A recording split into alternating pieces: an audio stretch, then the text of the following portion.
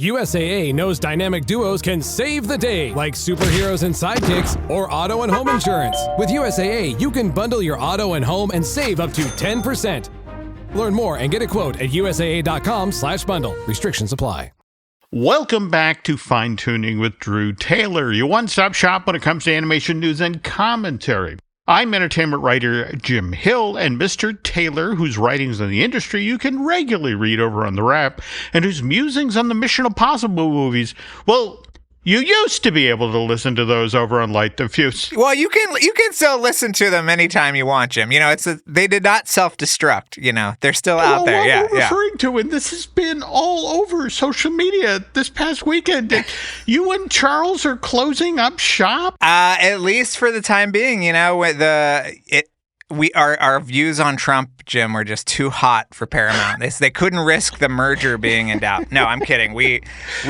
It was a, we just ran out of episodes. We ran out of episodes. So, okay. Yeah, who knows if we'll be back sometime down the line. Okay. But for right now, yes, we are. Well, I mean, yeah. I'm sorry. That news makes me sad. I mean, but there's that old saying, don't be sad that something is coming to a close. Be glad that it ever happened in the first place. And by the way, folks, just want to let you know there are 238 episodes of the unofficial version of that podcast. Now, there are 61 episodes of the official version of the show. So that's literally just shy of 300 episodes. And in a world where most podcasts don't make it past episode 3, I'm sorry, Drew, that's a huge, huge accomplishment. Oh, thank you. And more to the point, this stuff isn't going away. And by the way, folks, if you have not listened to these episodes yet, it is definitely time to revisit Light the Fuse. There are killer interviews over there with all sorts of Hollywood greats.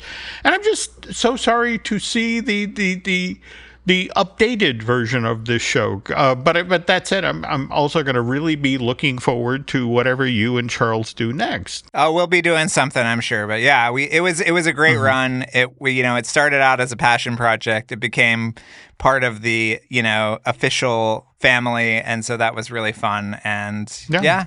As Jim always says, there is a season, turn. Actually, when you live in New England, when the seasons turn, it's time to get out the rake, which I hate. So, anyway, speaking of coming up next on this podcast is our typical weekend box office report. But before we get to that, need to acknowledge Fine Tooning sponsor, which is unlockedmagic.com, where you can get real discounts at Walt Disney World and Universal Orlando tickets, sometimes up to 12% off.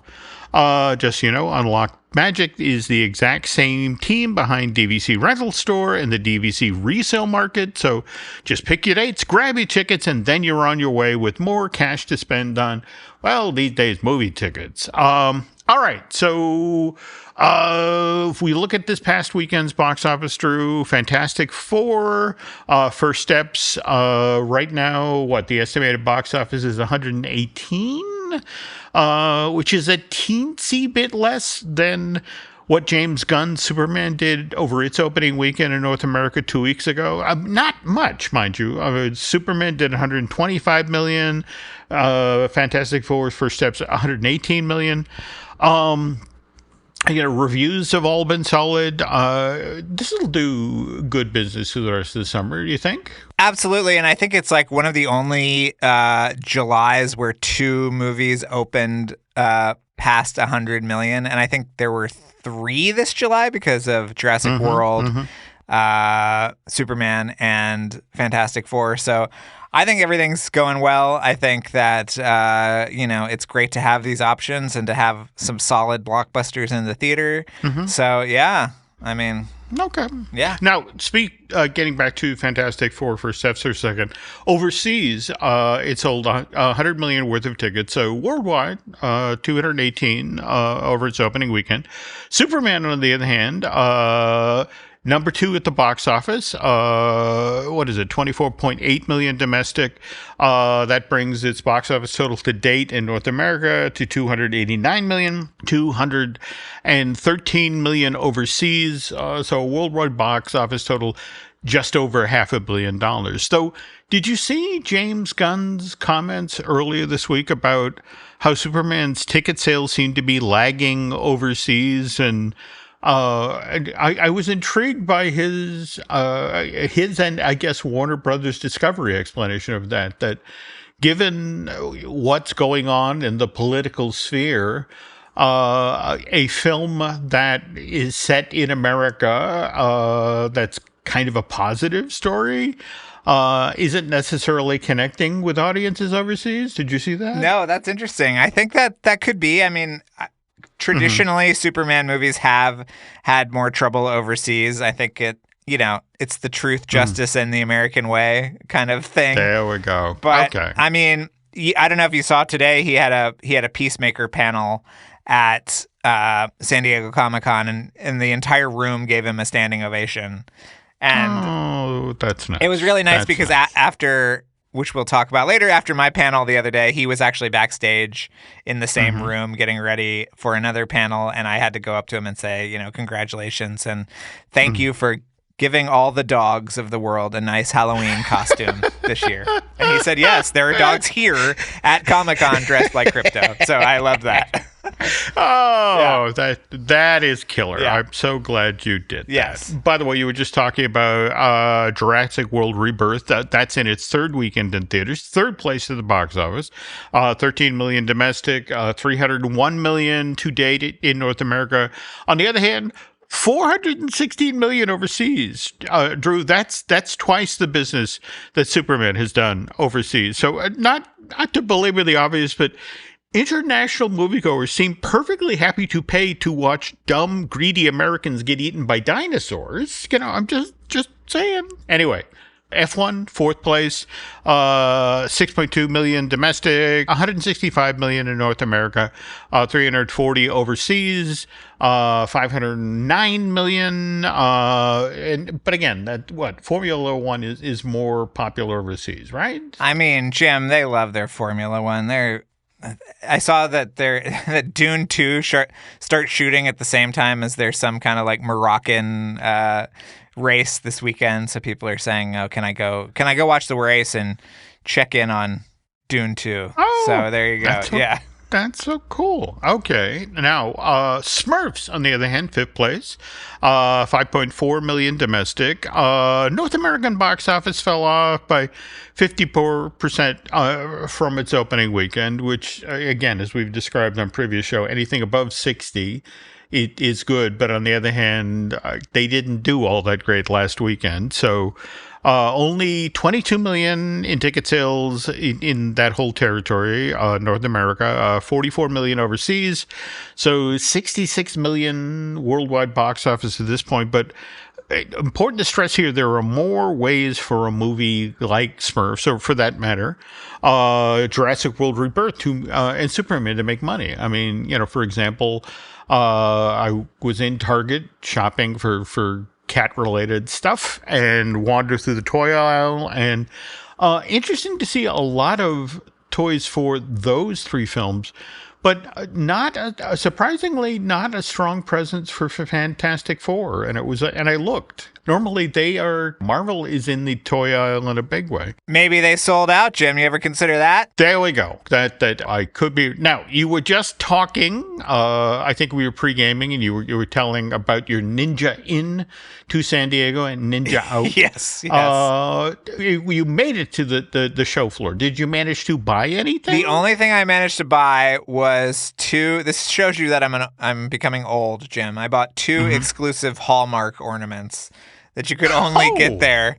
A Matrix ornament and a Picard ornament. Again, outing myself as the huge nerd that I am. But yeah, I wanted to, speaking of Fantastic Four, I wanted to get Truck Torres's amazing 100% soft vinyl figure of Galactus, who is eating the Earth like it's a hamburger. Really great figure. But yes, yep. I didn't have time to stand in line for anything, sadly. I went over to the Tron booth, Jim, you'll love this, and I said, is this the line to get a picture or to get merchandise? And they said, oh, that's the line for merchandise. You have to have a ticket. And I said, well, how do you get a ticket, fine sir? And they said, you have to be here at 8 a.m. to get a ticket. And I said, okay, well, enjoy your day. I will be kicking myself in the butt on the way out here. That or paying entirely too much for something on eBay. But exactly. Yeah. All right, we'll talk about that. Speaking of, Drew will talk further about his time at San Diego, this year's San Diego Comic-Con. But first, this. The Nordstrom Anniversary Sale is on now. Shop new arrivals on sale for a limited time from Madewell, Bobbi Brown, New Balance, and more. You'll find tons of deals under $100 on summer-ready fits, plus beauty exclusives from your favorite brands. Nordstrom makes shopping easy in stores, at Nordstrom.com, and on their app. Hurry, prices go up August 4th. Introducing the new Volvo XC90 with 7-seat versatility, Google built-in, and advanced safety features for all your precious cargo. The new Volvo XC90, designed for life. Visit volvocars.com/US to learn more. Does it ever feel like you're a marketing professional just speaking into the void? Well, with LinkedIn ads, you can know you're reaching the right decision makers. You can even target buyers by job title, industry, company, seniority, skills. Wait, did I say job title yet? Get started today and see how you can avoid the void and reach the right buyers with LinkedIn ads. We'll even give you a $100 credit on your next campaign. Get started at linkedin.com/results. Terms and conditions apply. And we're back. We didn't talk when we were doing the weekend box office breakdown about Elio. By the way, as of this weekend, officially out of the domestic top 10, fifth week in theaters, and came in at 11th place. Sold less than $1 million worth of tickets in North America this past weekend. $71 million domestic, $61 million overseas. So total worldwide box office to date, $132 million. Now, mind you, there is no shame in selling less than $1 million worth of tickets. I mean, the film that's in 12th place this weekend did that as well. Of course, this is Disney's live-action Lilo and Stitch, and somewhat different situation. Domestic gross for that Dean Fleischer Camp film to date is $420 million in North America, an additional $590 overseas. So what is that? That's a worldwide box office total to date of $1,010 million. And now, mind you, the film was also being celebrated in a big way at San Diego Comic-Con these days. In fact, when you ran into the convention center, did you look across the way at the giant inflatable Stitch? No, I didn't. I know that it was in front of the Omni, and there was a panel, I think, on Saturday. There was. But no, I ran into Stitch himself on the show floor, so, I got... That you did. Yes. That you did. Yeah. Now, mind you, again, we're going to remember, the whole point of San Diego Comic-Con is it's the business side of show business these days.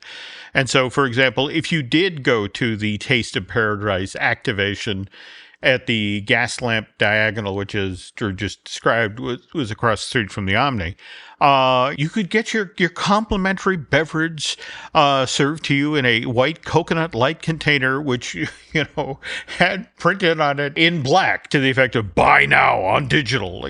Which, yes, it's just a reminder: Disney's Lilo and Stitch is now available for purchase on digital. On the other hand, the 4K ultra high def Blu-ray DVD version that doesn't go on sale till August 26th. There was also photo ops there. You get your picture taken with Stitch on a surfboard, shaved ice concession.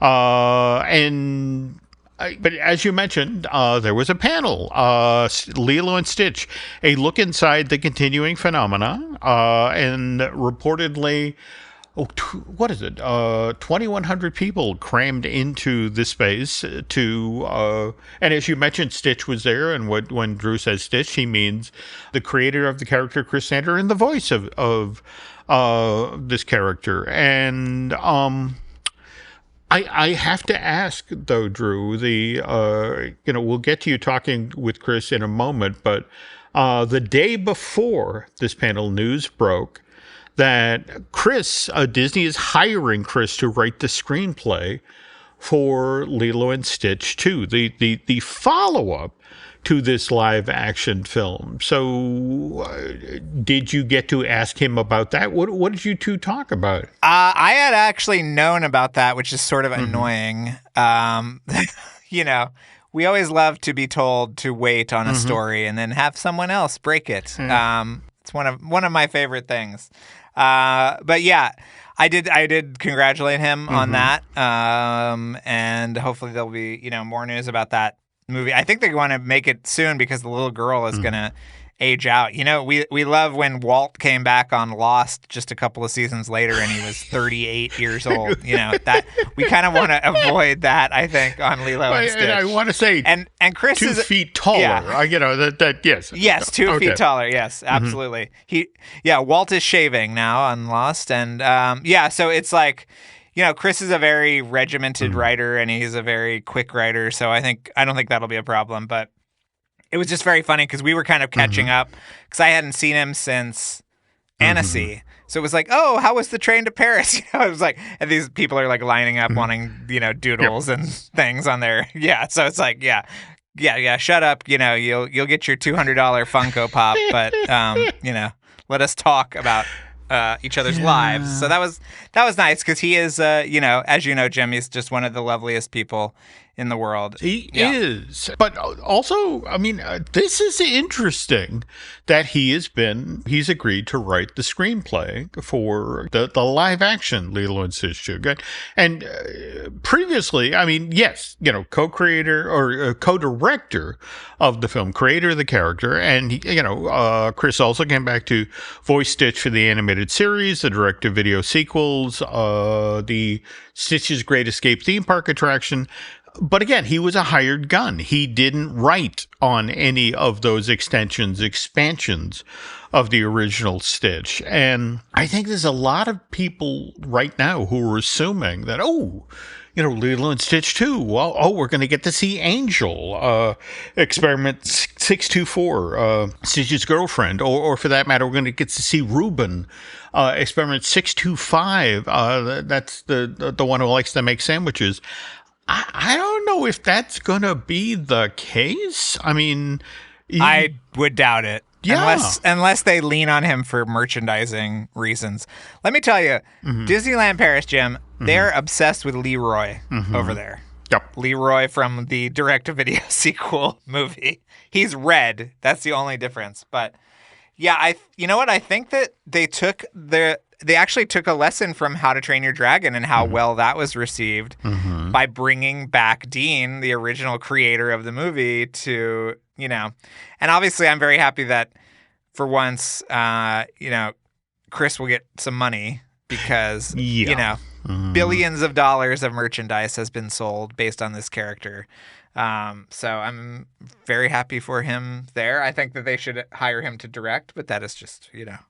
That is just one man's opinion. That gets kind of challenging because isn't he already supposedly developing the sequel to The Wild Robot for DreamWorks? So he is developing that, and he is writing it right now. But you know, I don't know. I think he could do both. Okay, I have faith. Yeah.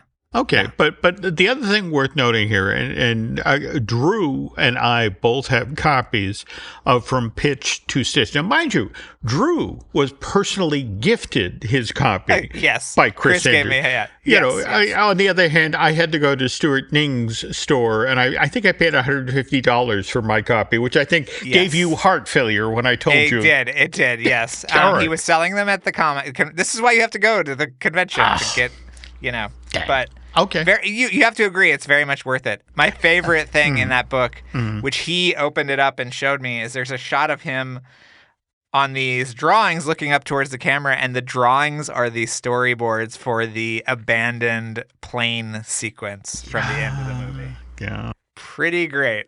Yeah. Well, now, speaking of abandoned stuff, what's interesting about From Pitch to Stitch is there's whole chunks of the story that fell off the table when it was being developed for feature animation Florida. And among them is, well, Stitch at one point had a crew, a gang of marauders.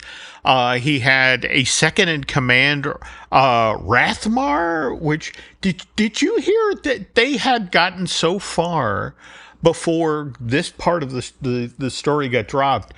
Ricardo Montalban? Yes, I had heard that. Yeah. Yeah, he came in and voiced Rathmar, and it's just, I mean, somewhere at Disney, this Ricardo a genuine Corinthian leather. Yes. Have you ever been to the Montalban Theater in LA? No. I saw a great thing with David Letterman there last year for the Netflix is a Joke, and when you sit down, there is a recording of Ricardo Montalban talking about the seats having genuine Corinthian leather. Put away your cell phones.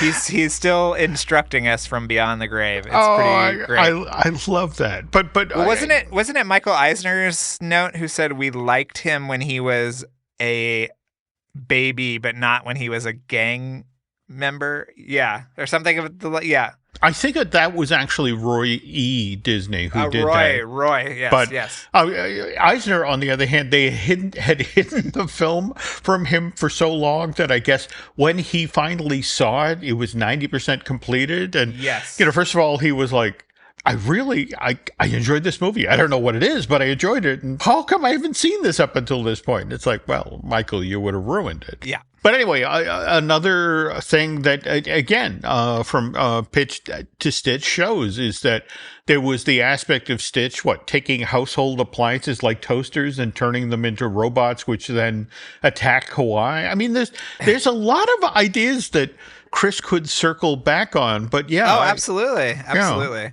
Did you ever see the live action version, Jim? I have not, but again, as those. The important thing, Jim, is that you don't host an animation podcast. No, that is key. Yeah, I try not to actually see anything I talk about. Yeah.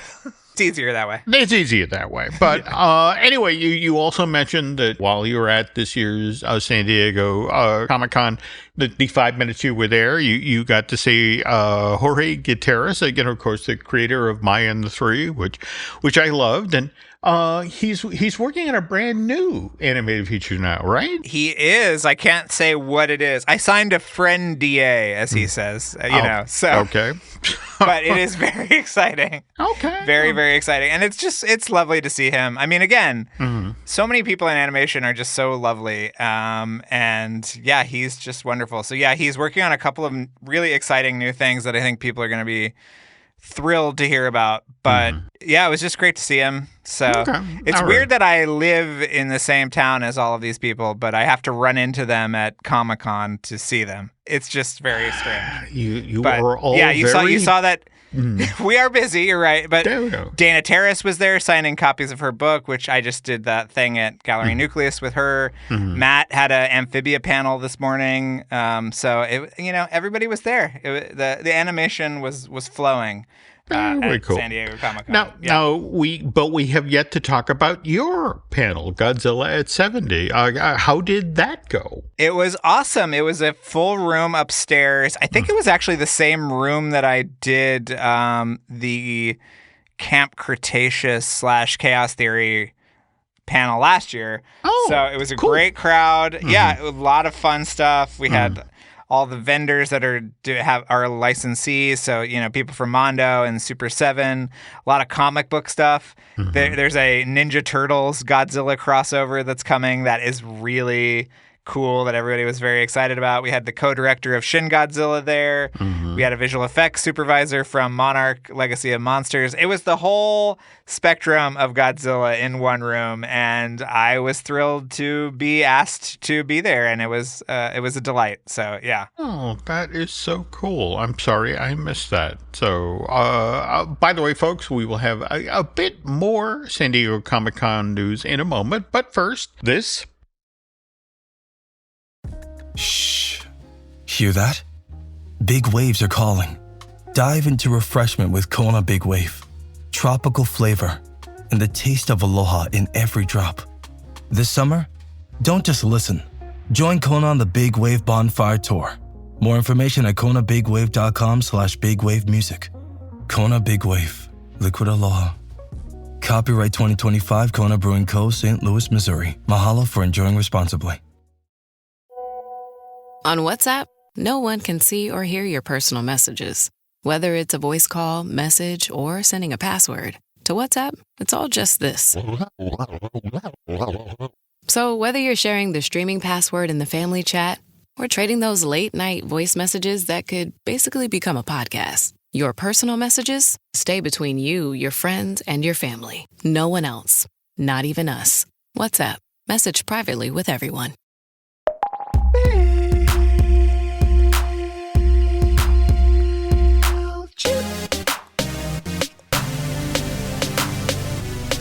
When you wanna grow your list size, pop up like it's hot, pop up like it's hot, pop up like it's hot. And when you gotta boost your revenue, pop up like it's hot, hey, pop up like it's hot, pop up like it's hot. Pick your favorite template, you can tailor to your brand. They're MailChimp-erific, you're gonna be a fan. MailChimp your marketing with our new customizable pop-ups.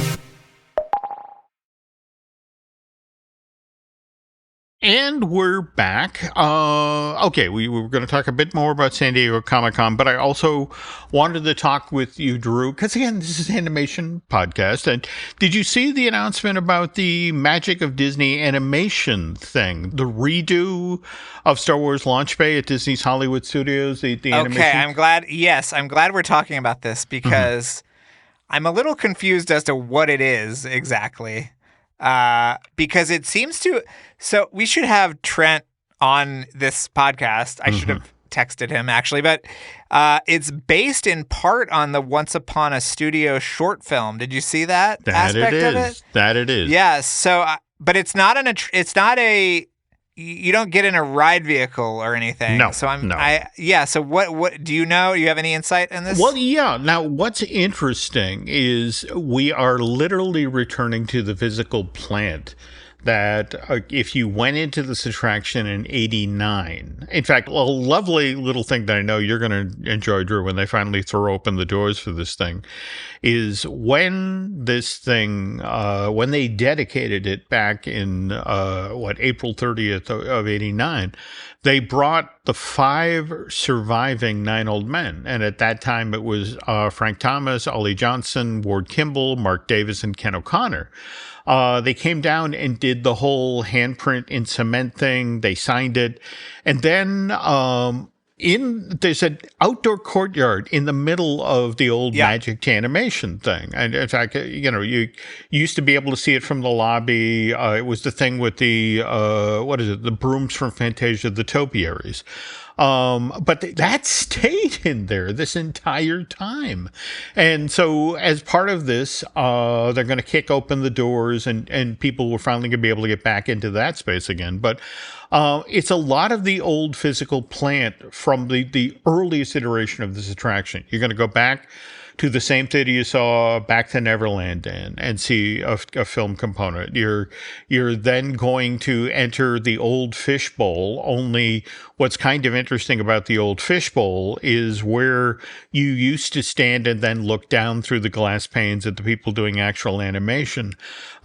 You're now going to look down into the drawn to Wonderland play area, the thing that's going to be based on all the Mary Blair concept art.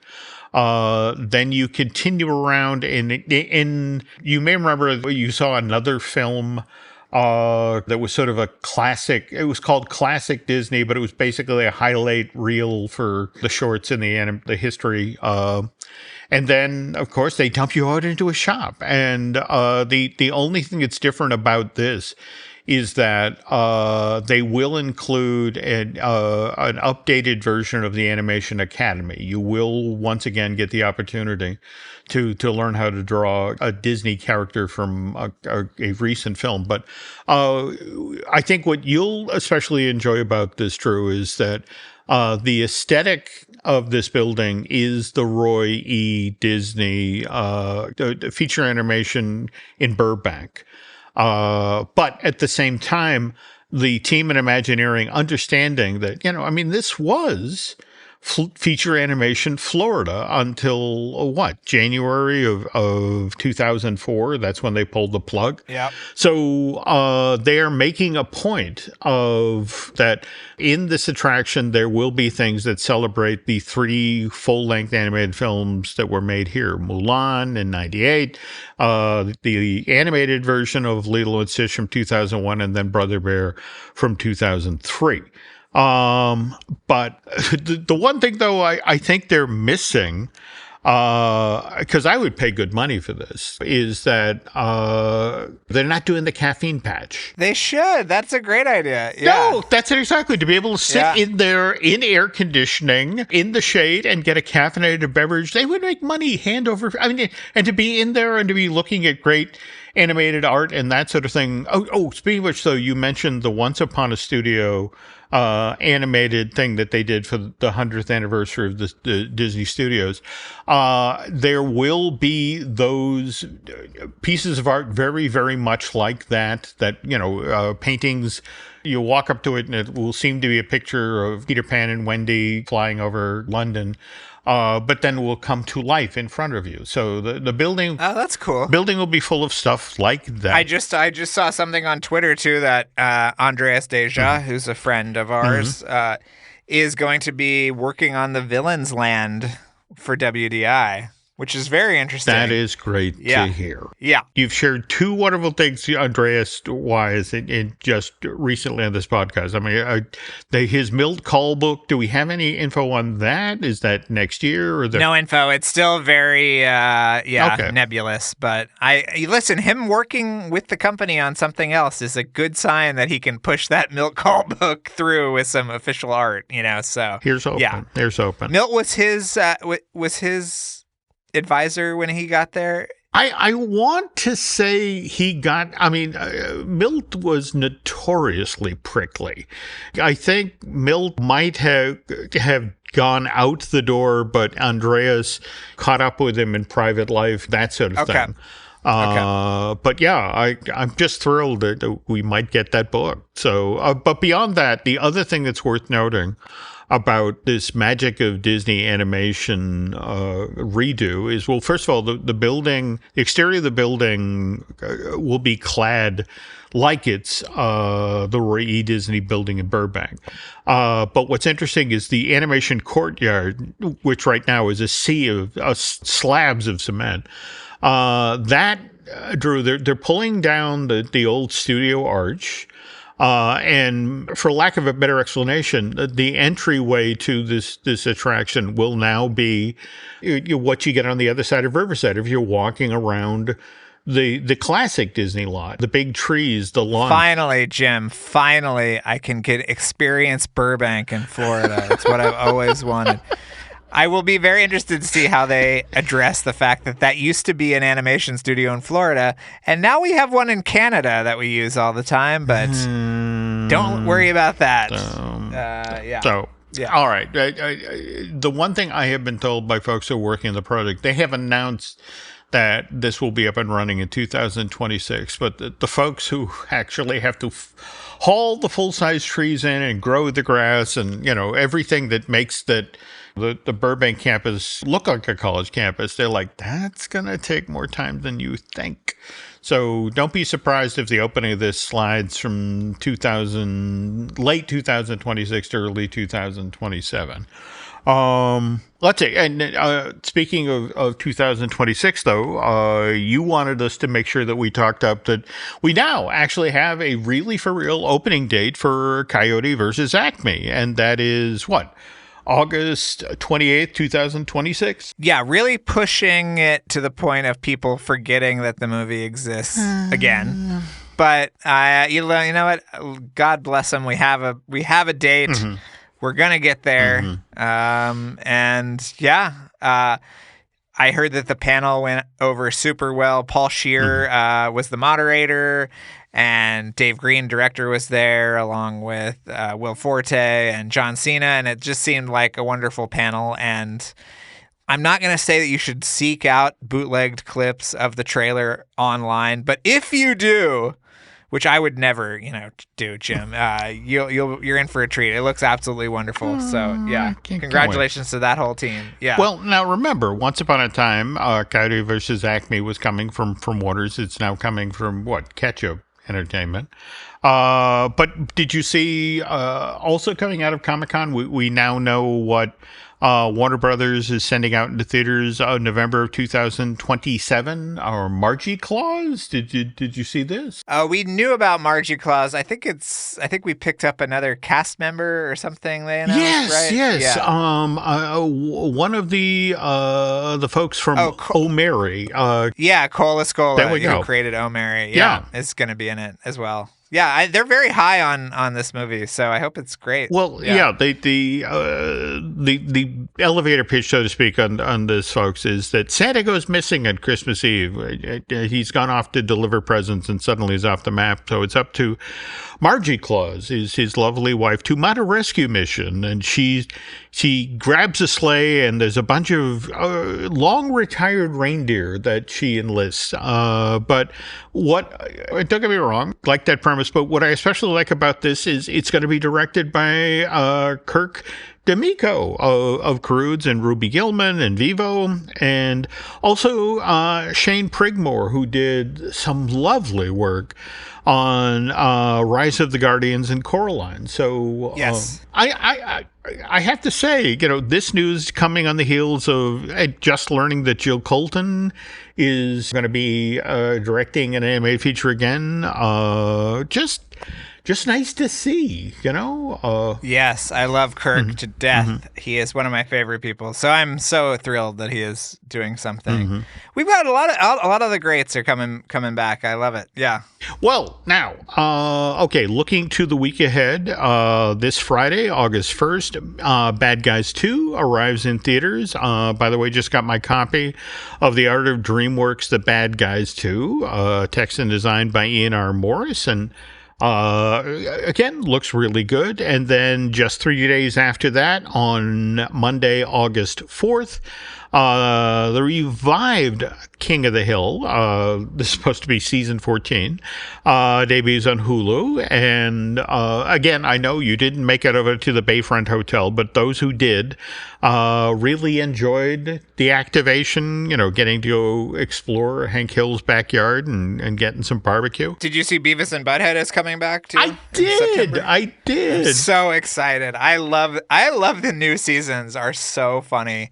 So yeah, it's coming back, I think, on September 12th, but to Comedy Central, not Paramount Plus. Did you see that? Yeah. Very interesting. Yeah, I'm trying to figure that out. Though speaking of Comedy Central, Paramount Plus, we, of course, the other big news this past week is the Trey Parker, Matt Stone news, the $1.5 billion deal to keep South Park on Paramount Plus for the next 5 seasons. And I just love that they signed the deal and then they unleashed the season 27 premiere episode that I had friends who don't like animation. We were just out to lunch yesterday with longtime friends Nancy and I who had seen this episode of South Park and just loved it. So it was amazing. 1.5 billion, Jim, but you know what? We can't have any more episodes of Light the Fuse. So, that's really that's the trade-off. But hey, I'm happy that Matt and Trey getting their money.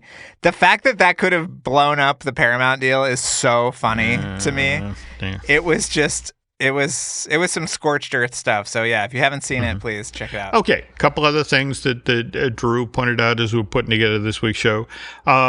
You've been an enthusiast for K-pop Demon Hunters long before this debuted on Netflix, and we had an interesting bit of news this past week, and it's the 5th week it's available on that streaming service, right? And 5th week it's available, and it hit an all-time high for viewership 5 weeks in. That has never happened before.